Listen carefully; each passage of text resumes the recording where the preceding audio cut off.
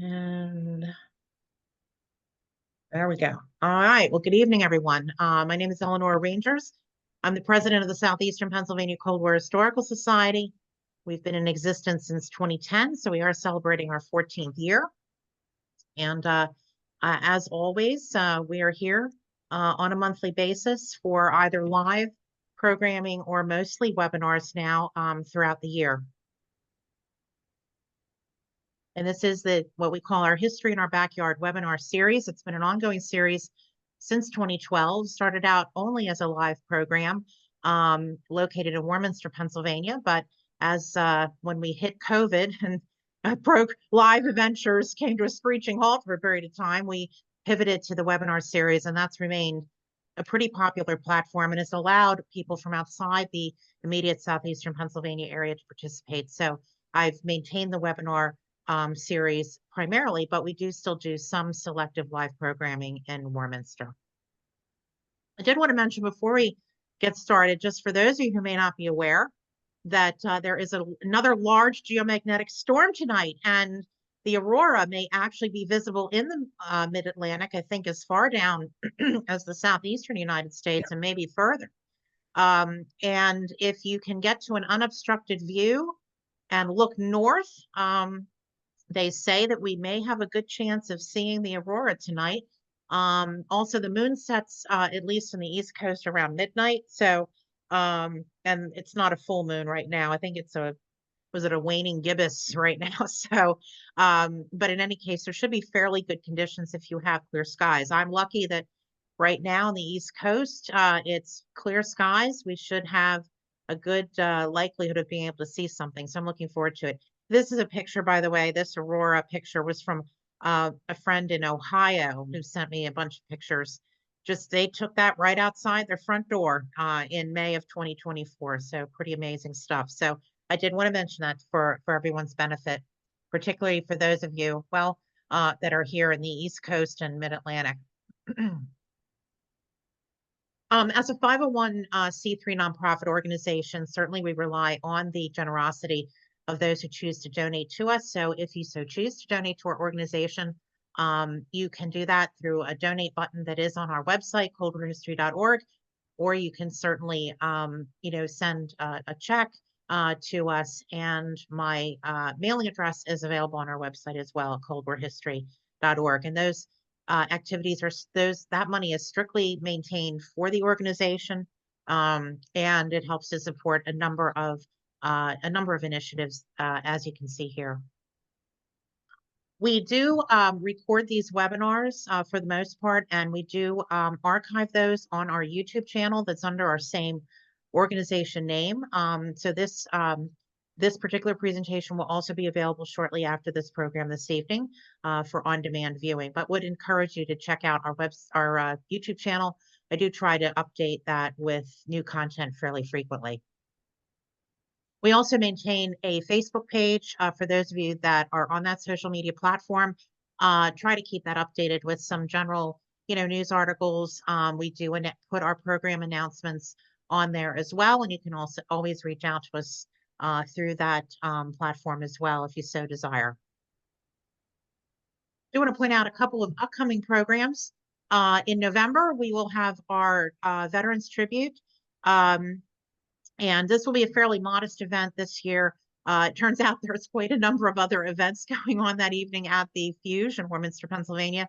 So we will be having a modest event that evening with some displays. And we do have a keynote speaker this year, Francis Drummond, who is the commander of Chapter 85 of the Disabled American Veterans, will be giving an address. I think he will be really talking about their work that local DAV does with homeless veterans in the Bucks County area. So would encourage you to attend.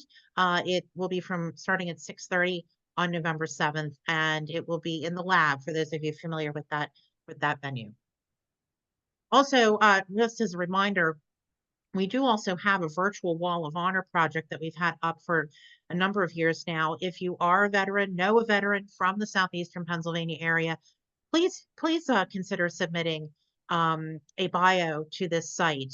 We have quite a few bios on here, including most, if not all, of the Medal of Honor recipients from Bucks County that are on this site. So would encourage you to submit that for perpetuity. I was surprised a couple years ago to find out that we did not have any sort of virtual wall of honor for the southeastern Pennsylvania area. So we decided to go ahead and create a website for that purpose. To round out our programming for this year, on December 12th, to close out the year, we will have a presentation by Jean Wright. And this is a little bit of an unusual presentation, but she's a wonderful speaker. So I thought it would be a great ending to our year. Jean worked for the Space Shuttle program down at the Cape for many years, and is one of the few actual seamstresses to have worked with the program. She actually helped to create the thermal blankets that are used to cover the shuttle. So she has a really interesting story to tell. She recently actually co-authored a book mostly geared towards children called So Sister, but she will be talking about her life and her accomplishments when she worked for NASA. I've heard her speak before. She's a wonderful speaker, so definitely looking forward to that. And by the way, being that she lives on the Space Coast and having just survived Hurricane Milton, she is doing quite well. So she made it through, as many of my other friends did down there. So without further ado, we are going to go ahead and introduce our guest speaker this evening, Scott A. Willey. He is a retired Air Force colonel and a former docent at the National Air and Space Museum, which is how I have come to know Scott. And of course, I have a bunch of things blocking my view here. But again, retired Air Force colonel. And he had many assignments in the fields of weapon systems acquisition, aircraft maintenance, operational requirements, and education. He retired in 1995 and then continued work as a consultant for the Pentagon in the area of international acquisition in the NATO arena.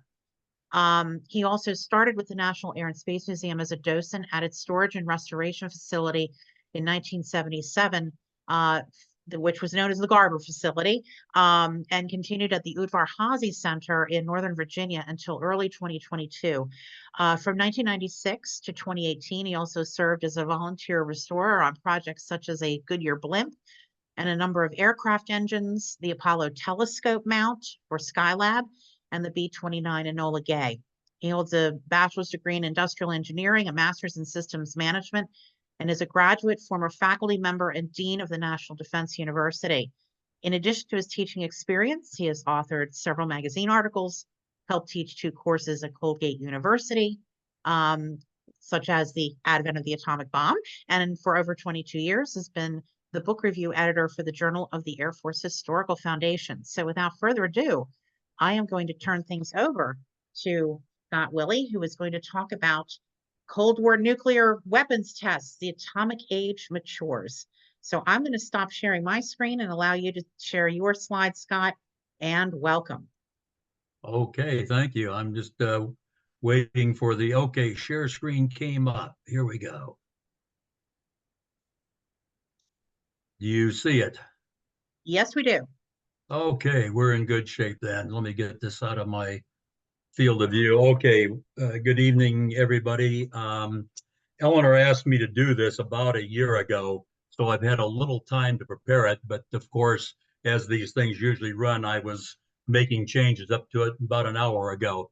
So in any event, we're going to discuss a topic that I first asked Eleanor. I said the Southeastern Pennsylvania group, and we're talking about nuclear weapons tests. I said, what is the tie-in? Well, she and I, other than the Cold War, weren't really too sure, but I went off and did a little research, and it turns out that your area has been certainly right there in the forefront of nuclear weapons and nuclear weapons testing.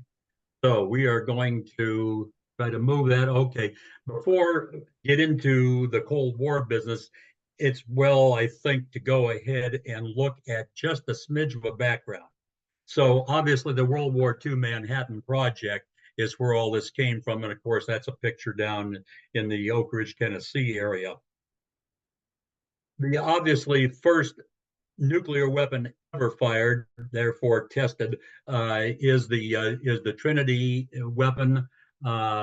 This is the tower down here that it was mounted on in the Jornada del Muerto outside Alamogordo.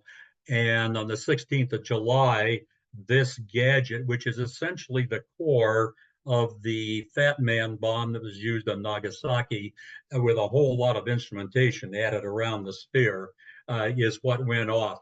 The yield was approximately just a tad over 20 kilotons TNT equivalent, and we'll talk about nuclear weapons always in terms of TNT equivalent tonnage.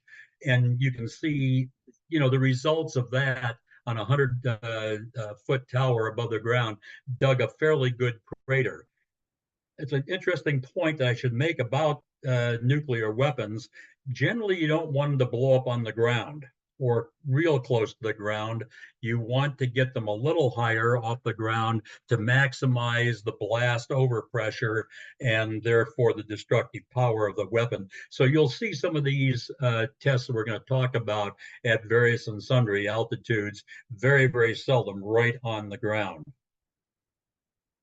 That's the only color photo ever taken of the Trinity test. And it was one frame that survived in a picture one of the scientists or one of the technicians took there at Alamogordo.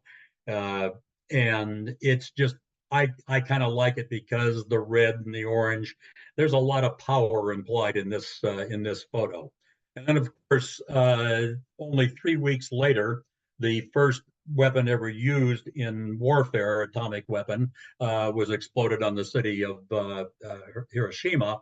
And that's the very famous picture taken by the tail gunner from Enola Gay. And there is a little bit of the overview picture. You can see the types of damage. Concrete facilities generally stayed up, windows blown out and whatnot, and fire took care of the rest of the consumable wood, paper type construction prevalent in Japan at the time. And I'm going to send Eleanor a PDF of this whole presentation that she can disseminate. So you'll have all this, and don't bother to take all the notes because you'll have the actual words. That's the cloud on Nagasaki 3 days after Hiroshima. And again, you can see steel buildings stood up, but everything else around pretty well rubble. Fire is usually one of the biggest of the destructive forces involved in these weapons. And again, you can see all the statistics about that particular explosion on the chart. Now, here comes the question again that Eleanor and I talked about. Well, what the heck did this have to do with Pennsylvania and southern New Jersey? And I mentioned southern New Jersey because she mentioned that your group generally gets over to the other side of the river and gets into southern New Jersey. So I got to looking at this whole thing and thought it was interesting if there was anything that your area contributed. And it turns out there was a lot. And it turns out that that's true of most of the country, other states, and throughout other parts of Pennsylvania and New Jersey, New York as well. So we're looking at not only government, but industry, academia, and individuals. And I'm going to bring up a few examples. There are many more of these, I'm sure. If I dug and dug and dug, we'd probably find a lot more companies and people. But this gives you an idea of what your neck of the woods did in the World War II nuclear era and post-World War II. Some of these you may be familiar with, and I give the town where they're located, the Beryllium Corporation. Production of beryllium, that was important in the neutron initiators in all of the early weapons. You got to get a lot of neutrons to get the fission reaction going, and this company was right there with that. And they also had a plant in Hazleton. In Palmerton, the New Jersey Zinc Company became an ore buying site, and a lot of storage of uranium ore was there, and the site was eventually leased by the AEC. Interesting point to note here, if you're not that familiar with the history of the nuclear weapons, nuclear power business, Manhattan was a pure Army government operation, but that terminated in 1946. And under the Truman administration, the attempt was made to put under civilian control all nuclear, whether it's commercial or military, and that's where the Atomic Energy Commission was formed. So if we mention the AEC, you know it's into the Cold War. Carpenter Steel, which is still in business out there in Reading as Carpenter Technology, did a lot of experimenting with manufacturing of uranium rods. That, of course, is important in your reactor business, and production work for both Oak Ridge, which had an experimental reactor, and then Hanford that had the large reactors to make the plutonium used in the Fat Man and later weapon. Mineral Company out in East Whiteland Township processed what are called monazite sands that have got a lot of rare earths and some thorium and some other good stuff for the nuclear business in there. And the AEC was, again, very interested in methods of extracting from these sands, and also procured beryl ore, which is a beryllium source for the AEC.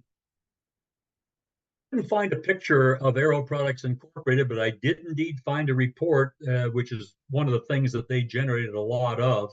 It was into research and development and for the AEC, and experimenting with a lot of ultrasonics in a lot of different processes. Remember, this is a fairly complex chemical and physics type of area. So there is room for improvement for many, many different processes, and new ideas are being discovered all the time. So the primary materials they work with: aluminum, barium, mercury, thorium, and uranium. So again, all parts of the things you need to make nuclear weapons and nuclear power facilities. Bartol Research was interesting in that it was on the Swarthmore campus, though it was not in any way attached to it. Just, I don't know, somehow the government worked out a deal to use part of their facility, but it was an annex of the Massachusetts Institute of Technology Radiation Lab, and had a grant from the Office of Naval Research. You can see that they're very, very heavy into the government nuclear program, and also made monitoring equipment from Monsanto Chemical that was also a supplier. So a lot of people in this country and a lot of industries got involved in the nuclear business. The Frankfurt Arsenal, some of you may remember down in Philadelphia, did a lot of research into the use of uranium tetrachloride, which was used, if any of you are familiar with the Oak Ridge facility down there, this humongous plant manned largely by the Oak Ridge girls, who operated the calutrons, which are the machines that separated the rare 0.7% of all uranium on the Earth's surface is the good stuff, the U-235. And they had to separate this stuff electromagnetically, one atom at a time, essentially. So the uranium tetrachloride was important in that process. And they also did research into uranium metal, but it was all decommissioned well into the Cold War in 1980. This company is no longer there. The building has been torn down, so I had to use something out of a book. They did a lot of research and development into how to recover uranium from leaching materials. Leaching. Go to any cave and look at all these stalactites and stalagmites. That is calcium carbonates that are washed out, leached out by water. And hey, there's a lot of stuff in that water or in other materials used for other processes. How do I get some good stuff that otherwise is going to end up going in to waste? And that facility is no longer around, but very important research. Princeton University over in the New Jersey side, important if nothing else, in the fact that Einstein was on the faculty or at the Research Institute at the time. And his letter to Roosevelt in August of 1939, that was written by a scientist named Leo Szilard, and Einstein basically put his signature to it. Szilard did all the work, but that's what really got the whole nuclear business started in this country at a very low level until Pearl Harbor, at which time the work really started to pick up in 1942.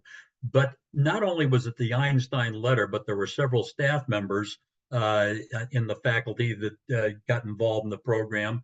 A lot of work was done on theoretical fission work. Experimental physics, chemistry, and metallurgy was all done at Princeton, along with uranium chemistry. So again, you know, as the war winds down, here on August 10th, we got the Princeton Herald. Ta-da! Big news. We've been sitting here with this university right next door, and it has been heavily involved in what you just saw in the papers a couple of days ago. DuPont Deepwater Works. DuPont was one of the big companies involved in the Manhattan Project and in the subsequent AEC programs, but a major producer of uranium products and researched uranium hexafluoride, tetrafluoride, and all your uranium oxides, and how you convert these to the metal. Uranium, of course, was the start of even getting plutonium. You had to have uranium to do that, and this was very, very important research, and was active all through the early Cold War. This is a very important one, and many of you remember the Philadelphia Naval Yard, of course. This gentleman right here was one of the among many, many key personnel, but he was one of the very, very important guys to the work being done down at Oak Ridge. And that was to separate the again U-235 from the U-238 that is the most prevalent of the isotopes around. But Phil Abelson had worked at the Philadelphia Naval Yard. He'd worked at the Naval Research Labs in Washington. But what his idea was is a thermal diffusion enrichment method. There were basically three methods used ultimately in the production of early nuclear weapons: thermal diffusion, gaseous diffusion, and the electromagnetic process we already discussed. But this one turns out to be, well, very promising, and then it turned out all of them were very promising at the beginning. They all had problems, and it turns out the first atomic weapons were built using all three processes in a very symbiotic relationship. But Abelson was certainly a big player down there.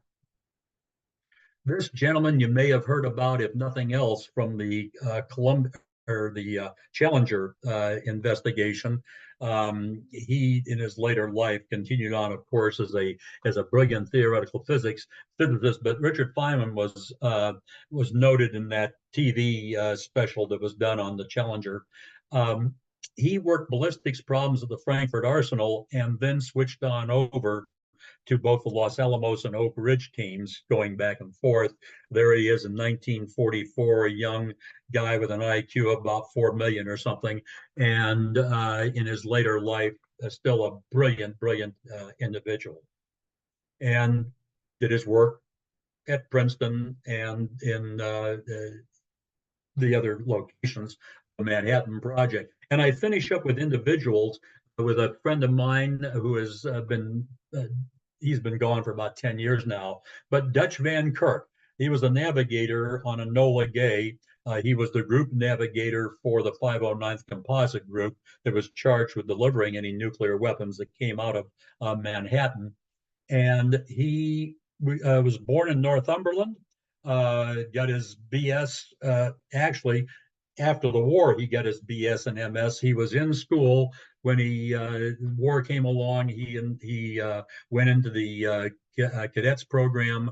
He eventually left the U.S. Army Air Forces, before the Air Force was created, as a major in 1946, got his degrees, and then spent the rest of his professional life working at DuPont in their chemical engineering, both technical and management, for many, many years. I got to know him quite well, primarily through the museum. So that's what was your contribution? What's southeastern Pennsylvania, southern New Jersey's part in all of this that we're going to discuss? And now we're going to get into this post-war testing. And let's start off with the types of nuclear testing. It may be fairly self-evident, but I think this graphic shows it very well. There's four major types of way to blow up a nuclear weapon.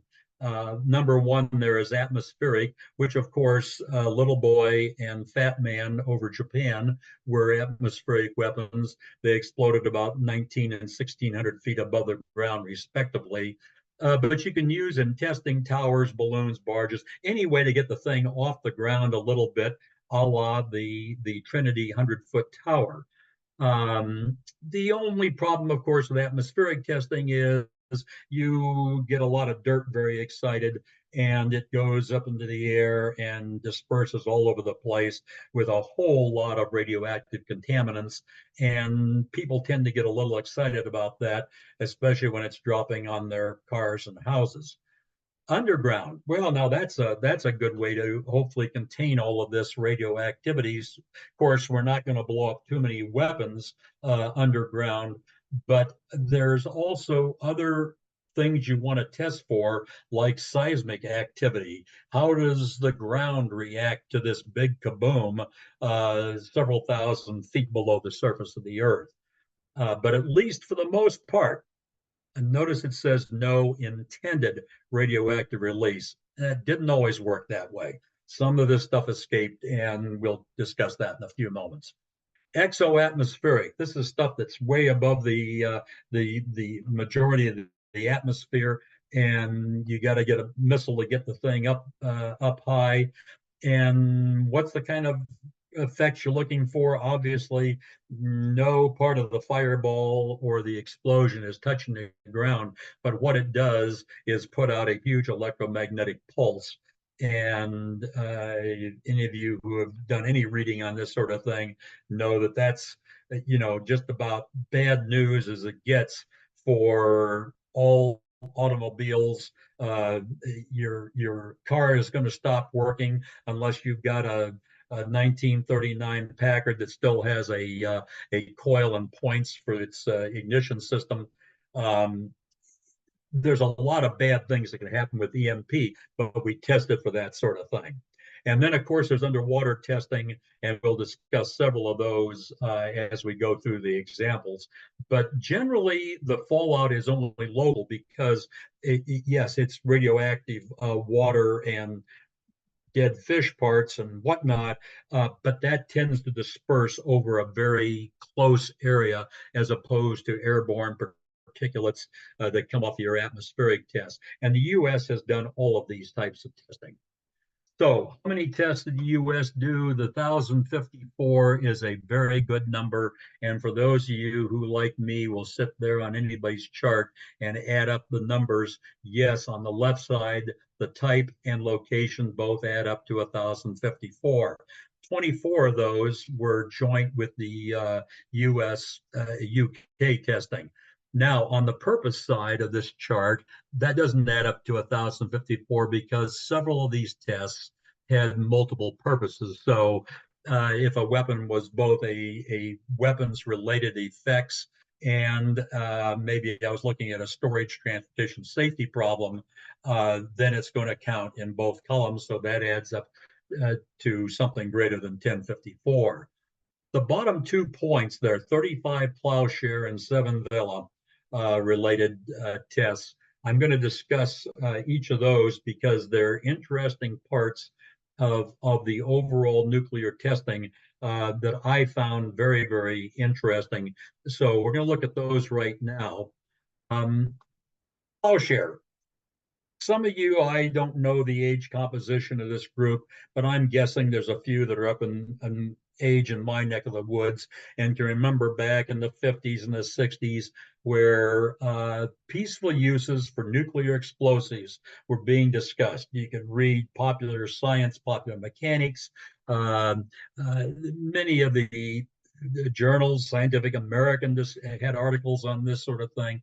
How can we use this great power that man has created to do useful commercial and peaceful things? Proposed uses like widening the Panama Canal.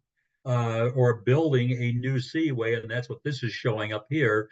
This is supposed to be ocean to ocean level across Nicaragua, several proposed routes.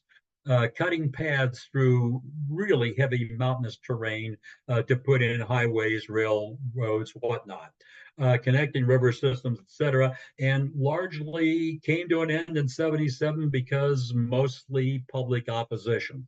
And what kind of public opposition? Well, some of these articles are talking about, hey, I blow something up in Panama. Well, they start to see radioactive fallout in Colombia, Costa Rica, whatever. That tends to, again, public doesn't get real excited about that sort of thing. And lots of articles in the day I can remember about strontium 90 in the milk and mother's milk and just horrible things that can happen because of nuclear fallout. But we weren't the only one to do this. The USSR had actually two similar programs. The bigger of the two was the nuclear explosions for the national economy, and where we did 35 tests, they did 239. A lot of theirs largely oriented toward mining, geological type things, exploitation of natural resources where you want to dig out a whole lot or get into what we now do with fracking in your oil fields. You could do possibly with nuclear weapons. We even nuclear devices, excuse me, they weren't weapons. We even did that ourselves. Now, this is an interesting program, especially when you're starting to think about treaties to ban testing. Well, how do we tell that this guy on the other side of the Atlantic or Pacific has really, bought into this thing and isn't testing stuff?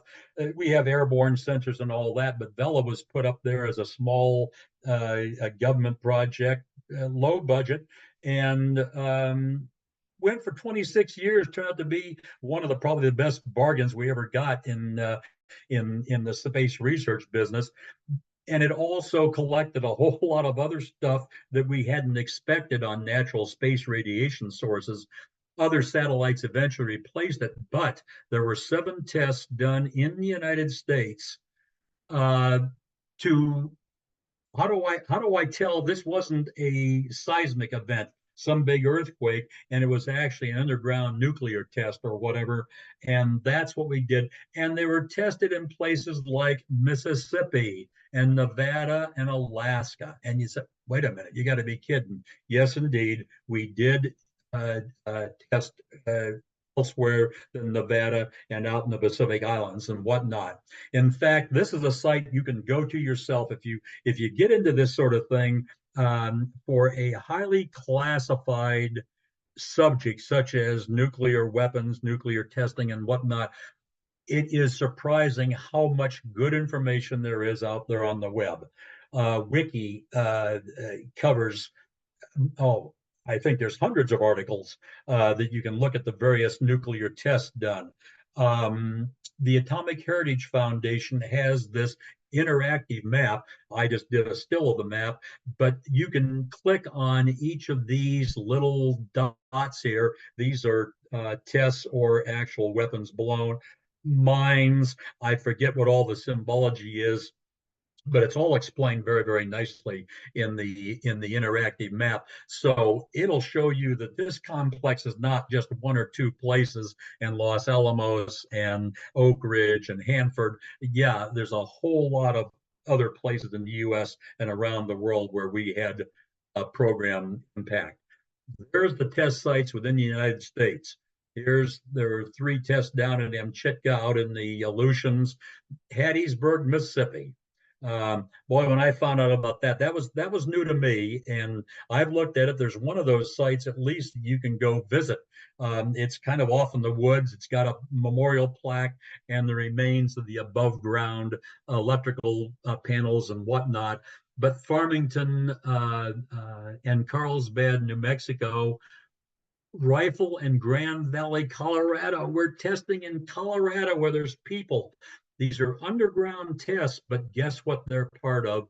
Is they're part of Plowshare, or in the case of Hattiesburg and several of the others, Vela tests as well. So you can see that testing is more than just what you may have heard about in the past.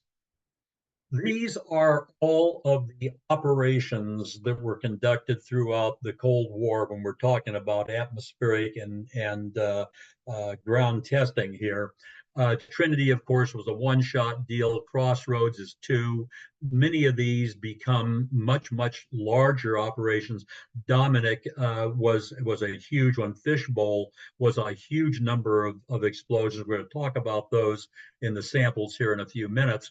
But this is the way it's spread out on a nice time chart, and you can see it's done by months. So you can look at Trinity here in July of 45.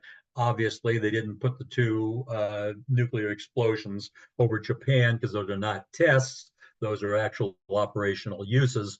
And then all through these, we're going to discuss several examples out of a number of these. And what I've done is tried to pick some representative samples of the vast spectrum of testing that was done throughout the Cold War. But first, just look at the total numbers. Now, I caution you here. The 1054 is a good number for U.S. tests. That is well documented.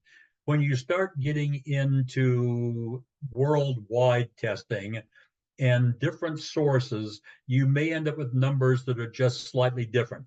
Call it 2050. That's a nice round number for all the nuclear tests that have been done since Trinity in 1945. But this lays out the first and last test dates. Atmospheric underground, you can see the way it's set up here. Again, look at these numbers later on if you're so inclined to read the PDF I'm going to send. But it's a lot of different tests, and of course, the only one that have been blown in the 21st century are the North Korean weapons. The test sites around the world. Again, I thought this was a good chart to understand that except for South America and Antarctica, we've just about hit all the continents with various test sites, islands, out in the deep water, on land. So there's a lot of places in the world that have experienced nuclear tests, nuclear fallout, perhaps, etc. I call this rapid progress. It depends on your definition of progress. If you're looking at nuclear weapons as a wonderful deterrent and whatnot, hey, this is real progress. You go from 6 August 1945, the little boy was 15 kilotons, 15,000 tons equivalent explosive power of TNT. So figure 30 million pounds of dynamite stuck in a big pile, and that's what little boy was. Up to Castle Bravo a few years later, the biggest explosion we ever conducted, 15,000 kilotons. So you're looking at 30 million pounds or 30 billion pounds of dynamite here. This is substantial kaboom, but nothing like what the Russians blew in 1961, Tsar Bomba, which nominally most people agree on 50,000 kilotons. The weapon was probably good as designed for 65 to 70. Absolutely useless from a military standpoint. If you're trying to, well, you can destroy the Ukraine and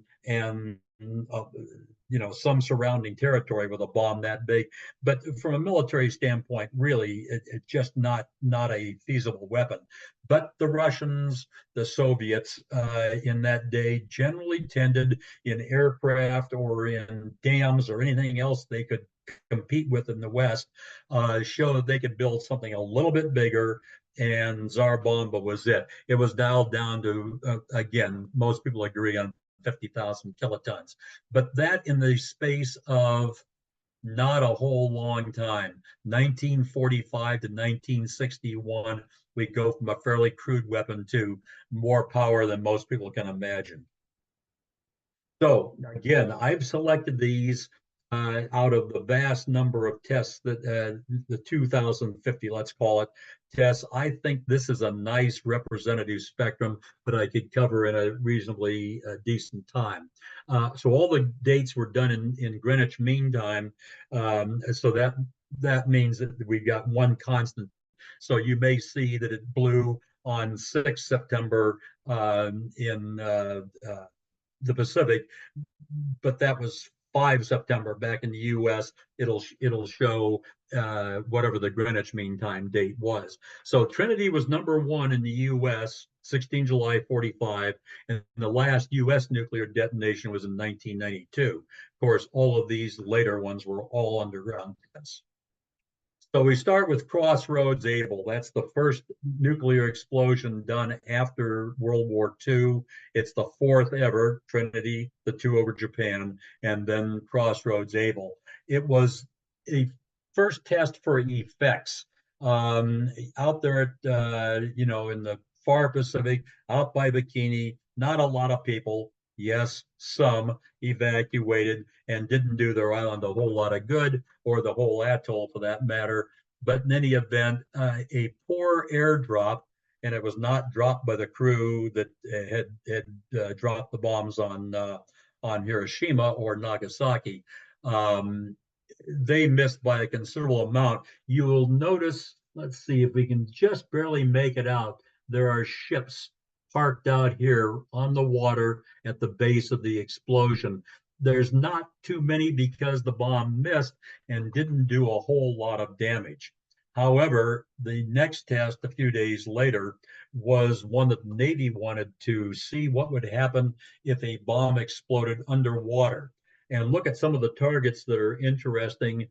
Saratoga, one of our very early aircraft carriers, Pennsylvania, Nevada, battleships that were sunk at Pearl Harbor, that were rebuilt and actually served in the remainder of the war. Prince Eugen, a German battle cruiser, and Nagato, one of the big Japanese battleships. All total 71 ships, plus plants and animals. Of course, today people would get very excited about putting animals on a deck of a ship that's about to experience a nuclear weapon.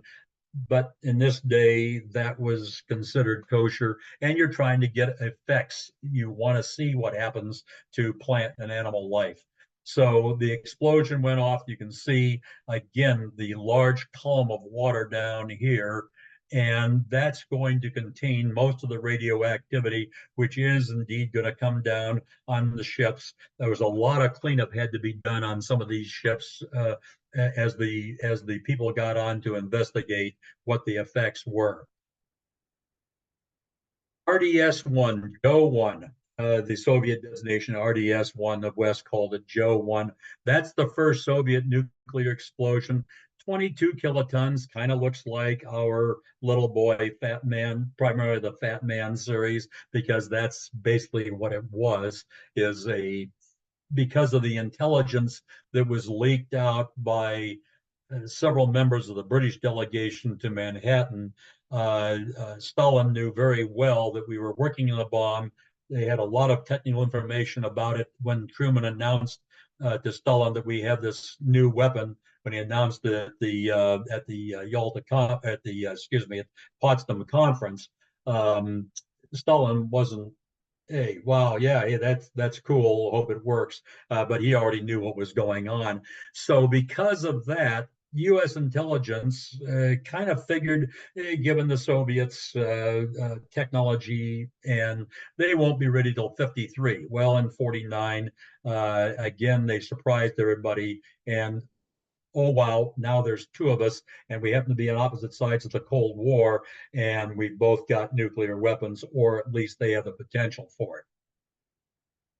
Ranger Able, again, Ranger is the operation, the Able, and there were other tests with other names. There were 5 tests in 8 days under Ranger.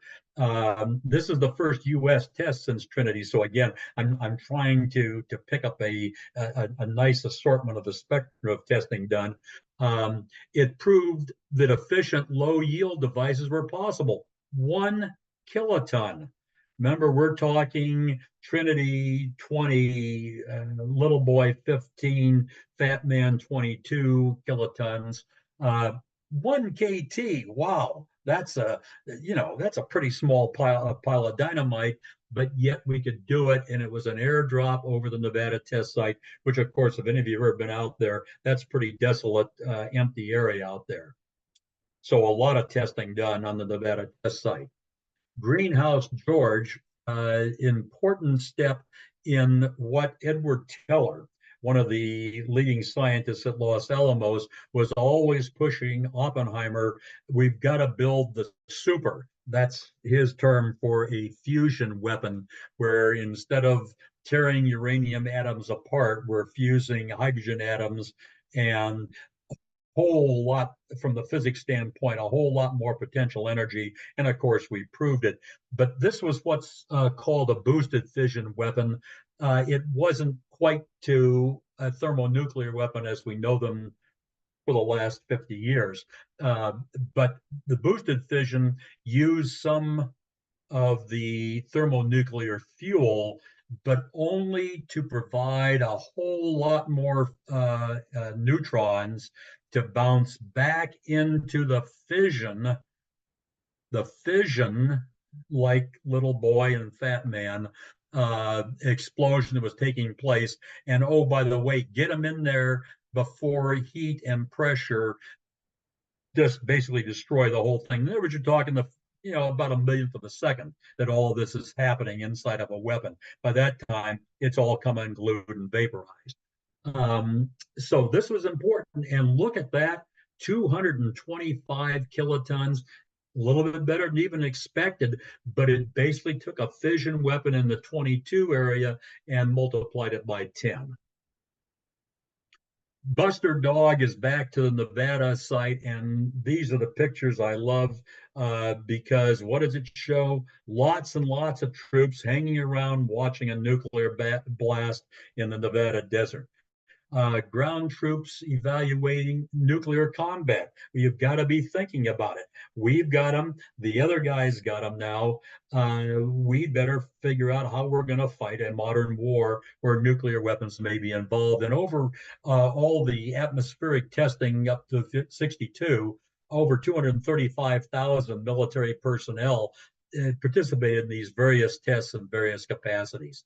So you're going to see a couple of tests that involve actual live people. Operation Hurricane is the first British nuclear explosion, and I tried to get a couple of the other folks, the key folks in here. Operation Hurricane, so it was in the Montebello Islands of Australia. That's off the western coast, uninhabited area. Of course, you may have a little fallout that goes over Australia, but hey, that western area is mostly desert, so what the heck. It was a 25 kiloton weapon. Again, your early fission type explosion, and there you can kind of see the results. Well, yeah, there's going to be a lot of dirty stuff in that cloud, and it may, depending on the winds, may head over the Australian continent. Ivy Mike, this is the first true hydrogen bomb. There's a fusion weapon again, where yes, all nuclear weapons, thermonuclear weapons, start out with an atomic bomb, but that's just to get the heat and pressure and the neutrons that come out of that, and that's what creates the energy that allows these hydrogen atoms to fuse into helium and just all kinds of energy comes out of all that. And that's the reason you get the big megatonnage that you get in these weapons. And depending on how much fuel you put in, you can make these weapons kind of like Tsar Bomba, pretty doggone huge. But of course, there becomes a limiting factor in practicality. So this is at Eniwetok, and the island that it was exploded on, Enola, is this hole right here. This is the Ivy Mike crater. A little while later, year and a half, Castle, another one of the operations, Nectar blast, was a smaller 1.7 megaton, whereas Ivy Mike was 10.4 megatons. 10.4 megatons. This is the biggest thing ever at that time. But you can see two holes in this island chain where the islands no longer exist. And this is a current picture I took off of, or as relatively current as your Microsoft maps can be. Some of them I find are fairly old photos that are still in there.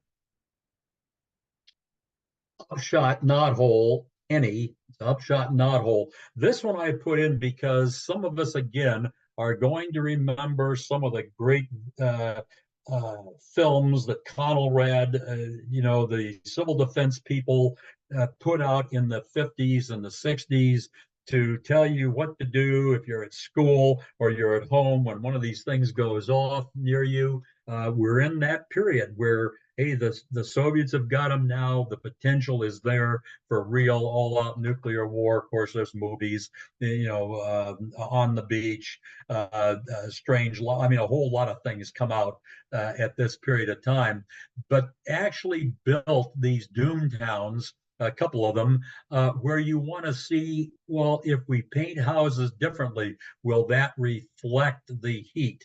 Can we save structures? Well, on this one, the blast pretty well took care of that house. And I can remember seeing that sequence on, those 3 channels of TV we always used to have, ABC, NBC, CBS. And if you were in a big metropolitan area, maybe you had one UHF channel as well. But other thing to point out from this photo down here, people have asked, and I've been asked when I've shown this thing on tours at the museum, what are all these funny lines here? Well, just before the explosion, a whole bank of flares will fire up. And so this is like being in a wind tunnel where you can put smoke trails in a wind tunnel and see how the air is flowing over a wing. Well, I want to see what happens as the mushroom cloud, the blast wave comes up. So put a line in the air and you can see real time what the air is doing. So you'll see a number of photos with those white streaks in them. Shot knothole encore. This is another one. In fact, this is a still I took out of one of the movies. You can see all these videos. Just look around on the internet; they're not hard to find. YouTube's got a ton of these things, but this was an interesting thing. How many trees do you think exist out at the Nevada test site? It's, in this case, better to take the trees to the weapon than the weapon to the trees. A lot of people in the foothills of the Sierras probably wouldn't have found this exciting. So they cut down 145 adult ponderosa pines, dug holes, cemented these things into place, and that's the forest you've seen in these blast pictures. So the bomb exploded above this forest about 2,500 feet. Much viewed video, 27 kilotons. So again, just a little bit larger than what we exploded at Nagasaki. A Grable test. This is an interesting thing called the atomic cannon. Again, some of the older folks may remember these things if you were ever into this.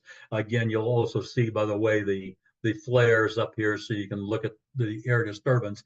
But the atomic cannon was a 288 millimeter bore cannon.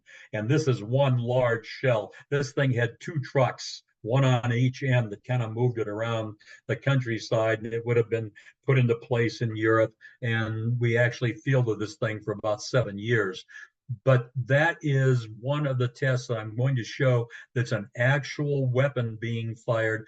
Didn't do many of those, but you had to do some for proof of concept and show that, hey, this cannon with some guys operating it can really fire this shell and make a 15 kiloton airburst, again, some miles away. It took a big cannon because you've got to have a long range. 105 millimeter howitzer is not going to be a real good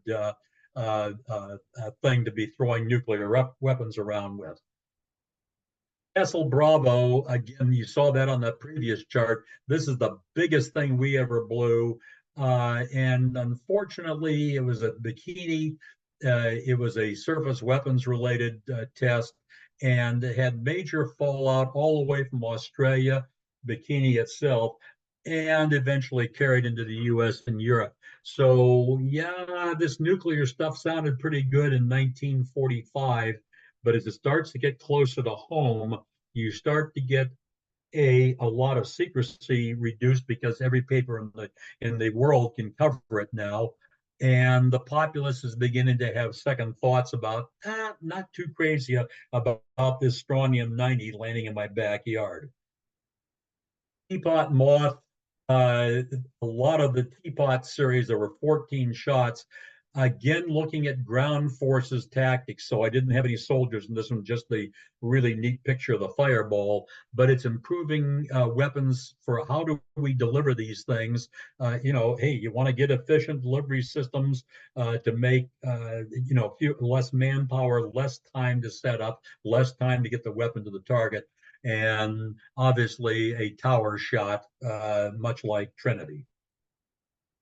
Teapot Apple, we're back to Doomtown sort of thing. Again, looking at this house, if you continued on with this film, you stuck a little fire around here where the heat is starting to eat up the roof and the porch. And these were loaded with dummies. There were also live animals, and these homes looked like, hey, Ma and Pa, Beaver Cleaver and the crowd are all sitting in the house watching the 3-channel TV. The nuke goes off. What happens?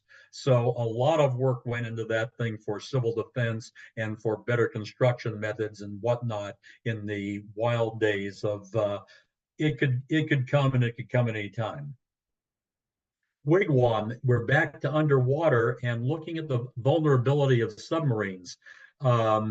Hey, we can make nuclear depth charges, and you don't have to get like the Das Boot and all the other great World War II sub movies. I don't have to have this thing almost land on a deck and blow up conventionally to sink the sub. Hey, I can be a little off and dig a big hole in the water and make the submarine sink. So this is done out in the middle of the Pacific Ocean, an underwater test, 30 kilotons. Again, you see the large water plume, and most of that bad stuff is going to settle in very, very close to the explosion. Now we get GO 6, which is, again, the Western designation over Semipalatinsk in Kazakhstan, is where they did a lot of their testing. Again, desert area out in Kazakhstan, a good chunk of it. 1.6 megatons, and the Soviets have now joined the thermonuclear club. So not that long after we do it, they're doing it.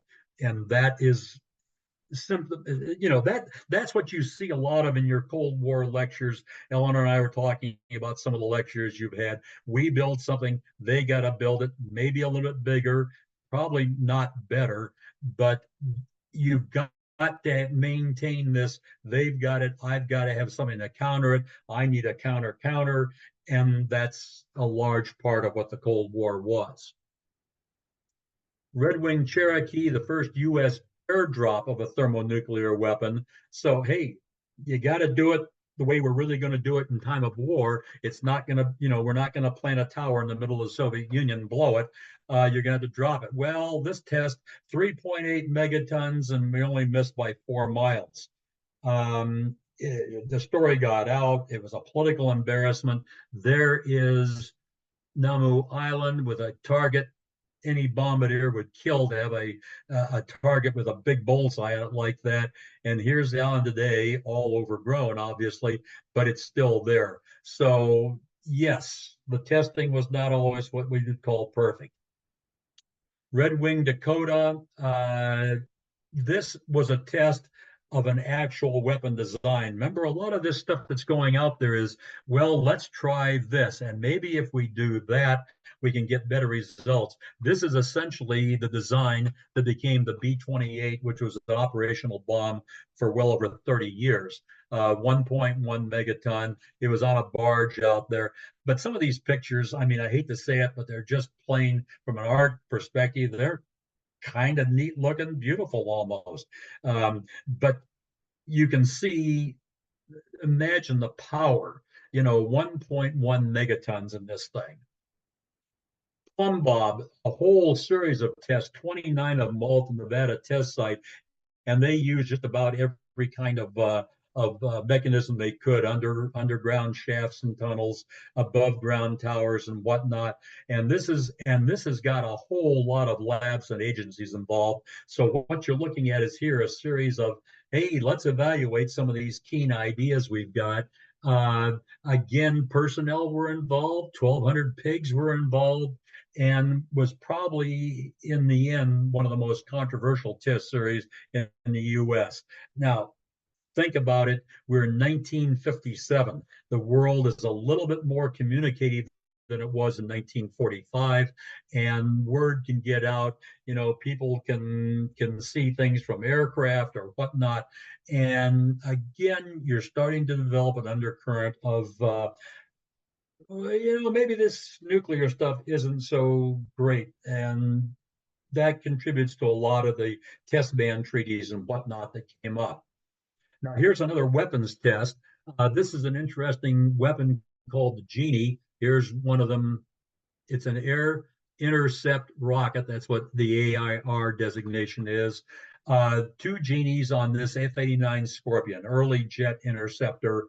And this is a proof test in Plum Bob John, where they actually, over the Nevada test site, fired one of these things with a nuclear weapon. This thing goes out like about 1.7 seconds and explodes.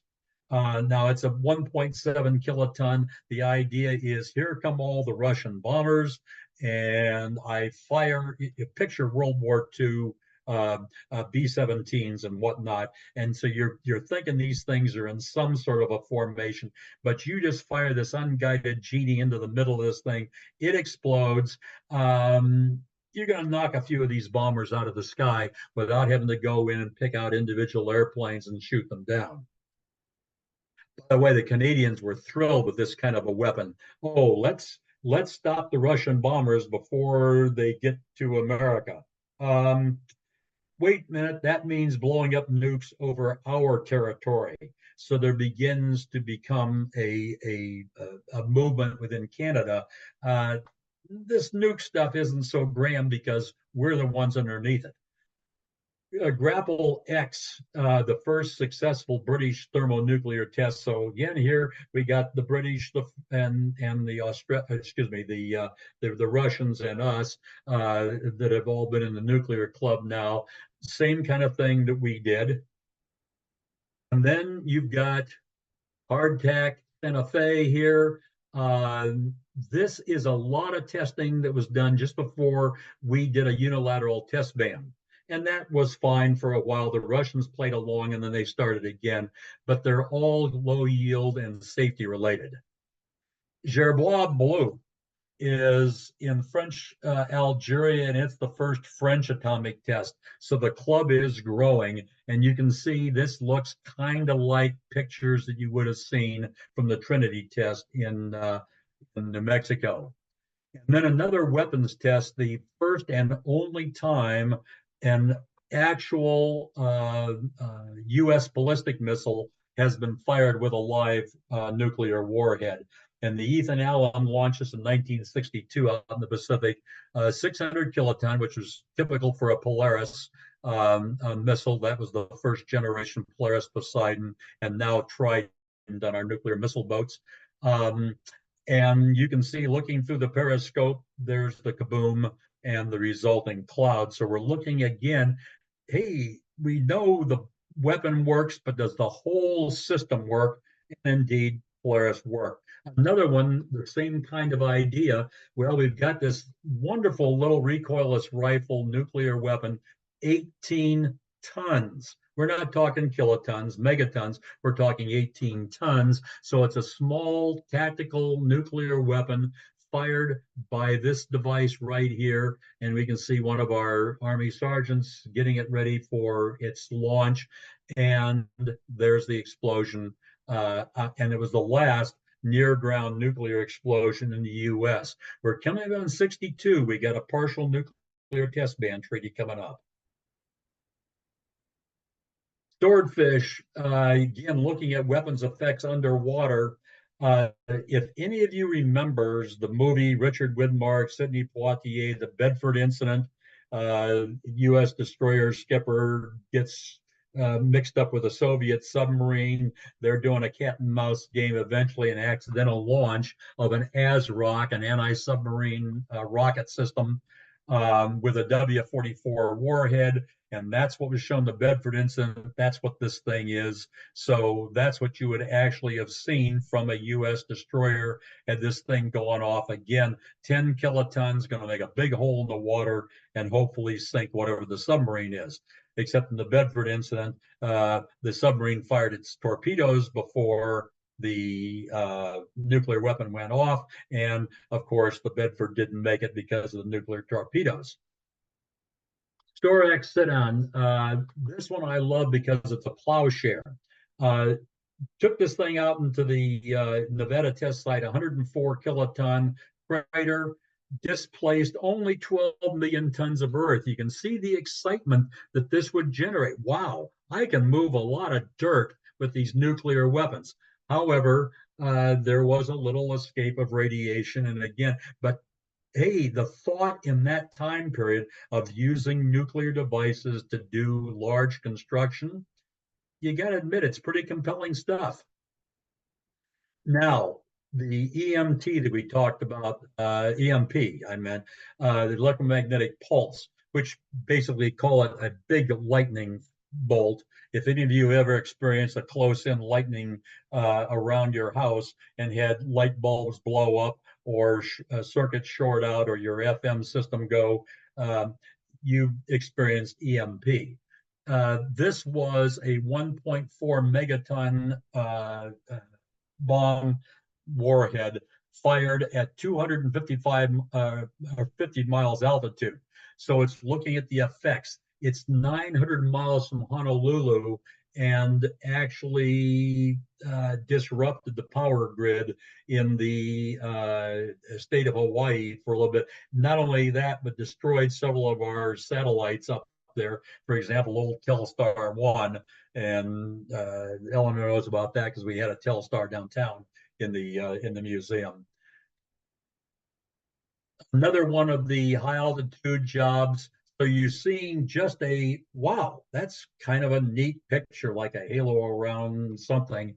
So only 10 kilotons, but again, looking at what a Nike Hercules missile, which was a surface to air missile used in the US, had them all over the country. Nuclear warheads go up against the bombers that are coming in, and those were guided missiles and would get into this formation of bombers, blow up, and no more bombers. And it was the last atmospheric test before the partial test ban treaty. Just a couple more of these things. The first Chinese test at Lop Nur, you saw that on the previous map. 22 KT. Hey, there you are, your basic fission weapon. Underground testing, that's what mostly was, or that's what was done mostly in 57 to 62, and then all of it after that because of the partial test ban treaty. So you can see, okay, nothing happening. That's all the preparation. Now we get a whole lot of dust rising from the ground, and in the end, some kind of a sunken crater. However, Again, some radioactivity escaping from these tests, even though it was not supposed to. But that's the reason you test. And then one of the final ones I like gets back to the idea of the plowshare testings. But this was a proposal to dig a tunnel or canal from the Mediterranean down to the Qatar Depression in the Saharan area. And you would have a water flow. You put hydroelectric dams, generators on this downflow of water, and you can produce a whole lot of hydroelectric power. And the shortest route was looked at, and there's a lot of them, 35 miles, except even the Egyptians didn't support this one. So it never went anywhere. And this is about the time that Crossroads is starting to look, maybe this isn't, or excuse me, Plowshare, maybe this isn't such a great idea. But this one is the one I think is the best of the bunch. Cross tie buggy was 5 nuclear weapons exploded in a row. In other words, if you're going to dig a canal, a tunnel, whatever else, you're going to have to obviously line these things up. And this was 5. So some people count it as one test, but it's 5 nuclear devices going off. Some radiation release outside the area. Yeah, duh, you think so? With that much dirt moving out, there's going to be some contamination. So good sources for further study. I've just listed them here. You'll have them on the PDF. Wiki. Again, I am amazed at the number of sites, and it's good information. I've cross-checked a lot of this stuff. If you can still find Chuck Hansen's book, probably in most libraries, there is written by a guy who wasn't much in favor of the U.S. nuclear program, but using only unclassified sources, put together a story that the U.S. government sued him. I mean, it was an ugly thing. He prevailed in the end, but got the story of nuclear weapons development to that time out into the open. All these other things, Atomic Archive and the the Atomic Heritage Foundation, both excellent sources. And with that, a little tongue in cheek, I submit that town would look a little different if those were real nukes. It would be bigger explosions, and they wouldn't be coming in quite in the numbers that they are. But the idea is there. And are there any questions? So, Wow, Eleanor, that wasn't too terrible. I didn't run too far over. And no, besides, you that took was up 10. great. It was a comprehensive whirlwind view of all the atomic weapons, and I'm so glad you made sure that you got an Atomic Annie in there. That's my favorite one. The Well, can. Atomic Annie was one of the company hasn't been in business for years. Renwall used to build plastic models. Boy, the atomic cannon was one heck of a beautiful model. The thing had to have been about 2 feet long with the two tractors on either end. Quite spectacular. So I think am I off sharing? Yeah, you're all sharing. Okay. I'm going to kick it off with 2 questions. One that's always been a source of curiosity for me is how or who came up with the wild names for these tests? They always were these strange, Castle Bravo, and although I think a great name for a band now would be that largest nuclear explosion that the Russians did. Oh, Tsar Bomba. Tsar Bomba. Yeah, it puts out 50 million megawatts of sound on its speakers. Yeah. Yeah.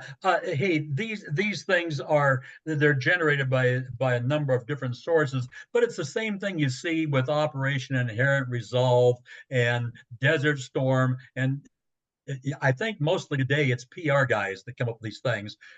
More and more, I'm seeing, at least in World War II, it was Overlord and the invasion of Sicily, and they were neat names. But today, I think more and more PR is getting into this stuff. But there are different sources of the naming. It could be one of the services could come out of OSD. It depends on how the orders come down. Yeah, I was just curious about that. And then one other question, what are the origins of the Nevada test site? So we had of course, the first test down in New Mexico at White Sands, but why, why didn't testing continue down at White Sands? How did Nevada come into the mix? Nevada was a whole lot bigger area to deal with. Hey, if you've ever driven across that area, there's not a whole lot Yeah, out there. not a lot And there. the Jornada del Muerto, Alamogordo, White Sands Missile Range, it's a more constrained area when you're dealing with one explosion. And by the way, Jornada del Muerto was also fairly close to Los Alamos. Mm. So you're dealing in, hey, the less area in wartime on a classified program like this, that you've got to spread this thing out, the better. Now it's no longer a secret we got nuclear weapons. Let's go to a much larger space. There was already bombing ranges out there. Uh, Not a lot of ranches even out in that neck of the woods. There are a lot of ranches and populous centers, more in New Mexico than in Nevada test site. So the AEC came up with that after Manhattan. Okay. All right.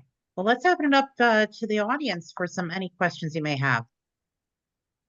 Yes, I'd like to know what the radiation levels for the public are as a result of the testing, because a lot of concerns are raised from time to time from the anti-nuclear community about what the effects are. Is it something in the order of background, a little bit above background, or something that you might expect when you go fly a plane? Yeah, that's a good question. Yeah, you're right. There have been all kinds of from the anti-nuke crowd. And by the way, I don't mean to come across, just because I'm a retired military guy, that these things are the be all and end all of goodness. I mean, they are military fact. The fact we haven't used them in the last 80 years says something right there. But there's no question studies have been done around the world on how much residual radiation is here, there, and whatnot. Usually it was right after a test. Or think, hey, in our modern age, think back at Chernobyl. Oh wow, we've had a nuclear thing. There is fallout coming in. Everybody goes ape measuring, 1 mile downwind, 100 miles, 2 continents away. We're doing atmospheric measurements and all that. I think, and I'm not an expert on this area at all, and I've done a lot of reading on it, but not any currently. There are plenty of people who would be running around with their hair on fire. Me, not one of them, of course. And doesn't look like you either. The there would be testing and telling us, oh my God, it's 3 Mile Island, all this area, you shouldn't be living here. It's what's remaining is pretty much background stuff. And hey, think of it, since 1963, when the test ban treaty goes into effect and all the atmospheric stuff stops, well, a little bit from underground gets into the air.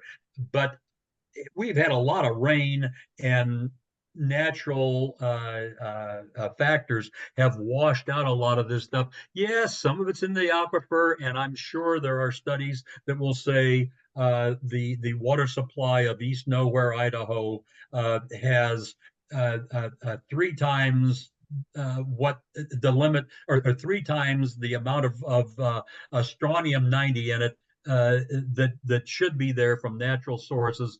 However, it's 100 times less than what the nuclear people tell you. So no, I don't think there's any real worry. And I'm a big believer in, even if we have a nuclear war, the earth cleans itself up. Mount St. Helens and other natural catastrophes prove that the earth can clean itself up pretty quick. Yeah, it may take hundreds of years, and of course, a lot of us are, most of us are gone. But the point is, a lot of this residual stuff doesn't stay around. People got more radon in their basements in many cases than have problems with this sort of thing. Thank you. Actually, I can interject just one little, two kind of interesting just anecdotes for what it's worth. So I did have a chance to visit Trinity site, what was it, 2 years ago, and there were we had like a bus caravan that went out to the Trinity site from the museum out there in was it Alamogordo, and there when we got to the gate, one of the gates to go into White Sands, there were people standing there with protest signs about the downwinders and so forth. So these are children of supposedly the original family members that were exposed to a pretty big debris cloud after the Trinity test. You can actually, I've seen that before, but so people are still, complaining about that, which is, neither here nor there. I won't really comment on that, but no, but I the did point see is, that. Eleanor, it's a good point, and a lot of that is still check the scientific background on a lot of this stuff. Yeah. Yeah, and I've been out there too, and I've seen the folks, and hey, done all that good stuff. But that happens on a lot of bad things, and you've got to have some science behind it. And I'll take, if some guy, some reputable scientist or team or whatever goes on out and tells me, hey, this area is hot, a la Chernobyl. Hey, I'm going to believe that, but I got to look. What about 100 miles downwind? Chernobyl has got problems, and it's what, 20, God, how long has it been now? 25 years since Chernobyl, 30 years, like 3 Mile Island. But again, those decrease with time. Yes, they evacuated whole towns after Chernobyl, and they evacuated them and got them out of the hot zones. So I think I trust the government enough that they're not letting anybody live on dangerous areas. Above average? Oh, I'm sure. No question. Yeah. We did interview, actually, just one other anecdote. We did interview a gentleman who worked at the Naval Air Development Center, who was a machinist, and he had a very funny history, but he actually did spend time out at Nevada test site. And he recounted to us just an unbelievable story. He was inside a building with the Army guys outside, hunkered down in a trench during one of these nuclear tests. And he said he'll never forget it, that it rattled the building. The building stayed up, but it was such an intense vibration that it shook paint off the walls. I'll never forget him saying that. It was a really vivid description. Doggone civilian inside while the troops getting paid $45 a month are standing out. That's right. That's right. But hey,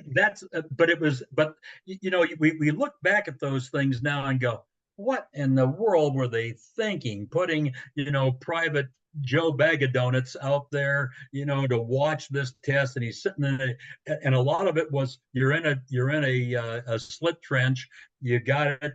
2 seconds later, you pop your head up and see what's going on. But it was valid testing.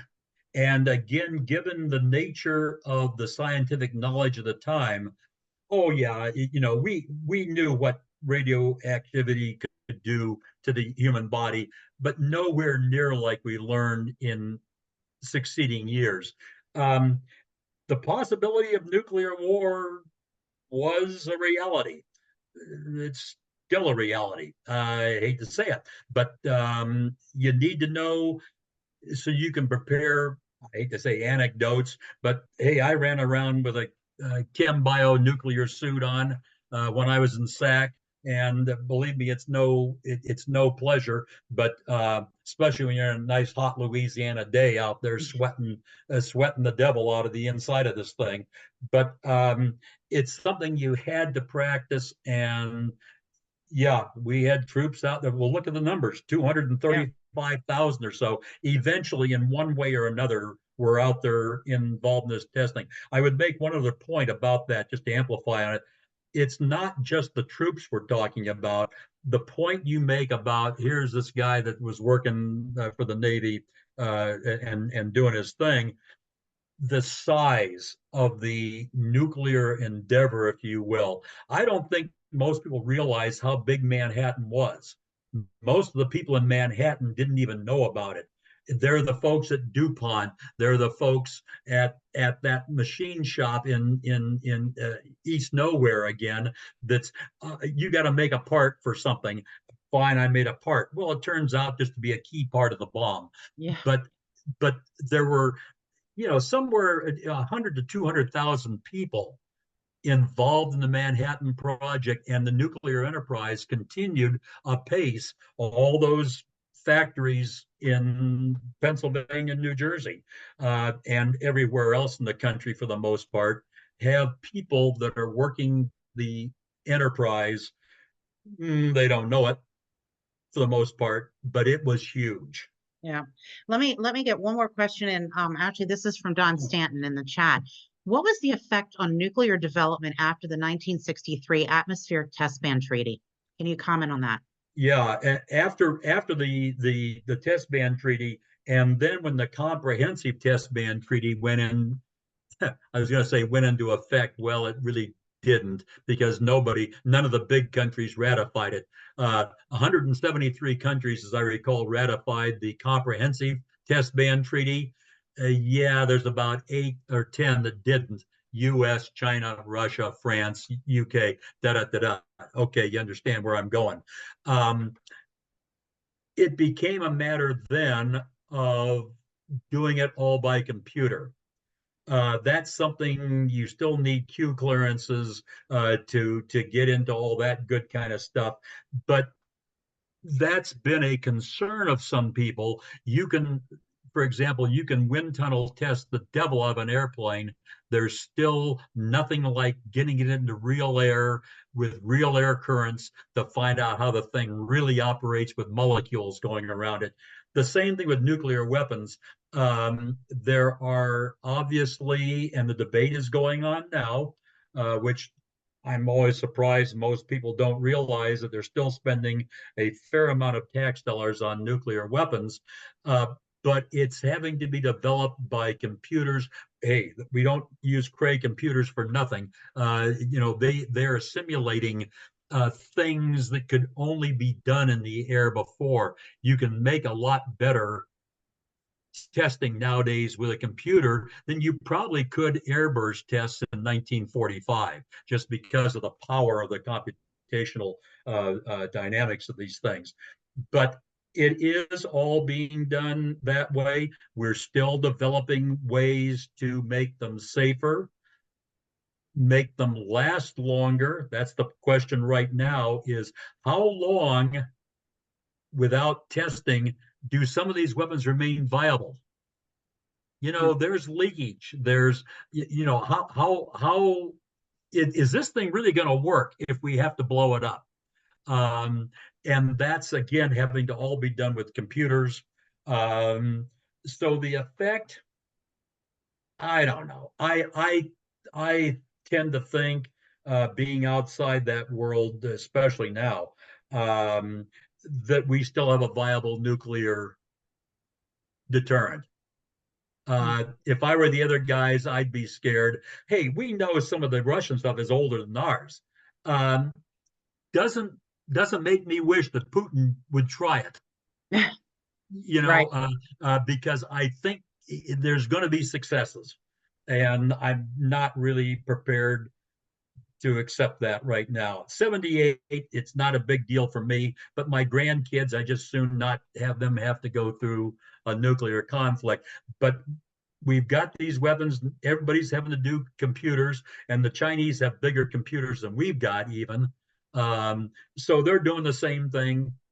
That's what life has become. So the weapons development continues apace, and the Soviets are the Russians are proving that because they've actually introduced several new weapons where we really haven't done any new weapons, just modifications to some of the older ones. Okay. Well, I know we're running Yeah. at time, but I just want to ask just one more round. Any other lingering questions before we conclude this evening? All right. Well, I'm going to take that silence as a no, but fabulous presentation. This was wonderful. Really appreciate your time, Scott. And thank you for sending that presentation. I'll certainly, if anyone has interest in getting the presentation, just shoot me an email at mail@coldwarhistory.org. I'm happy to send it out. So with that, I'm going to go ahead and conclude. And one other reminder for those of you that are local to the Warminster area, again, November 7th, we will be having a small Veterans Day event at the Fuge. So please join us starting at 6:30. So with that, have a good evening, everyone. And run outside and see the aurora, because my friend ran in right when we started this and took some fabulous pictures. So I'm going to head out and see it as well. So you should be able to see it as far south as Virginia. I'll send the PDF in a couple hours. I'm going to go look at Aurora. All righty. All right. Take care. Good night, everyone. Bye.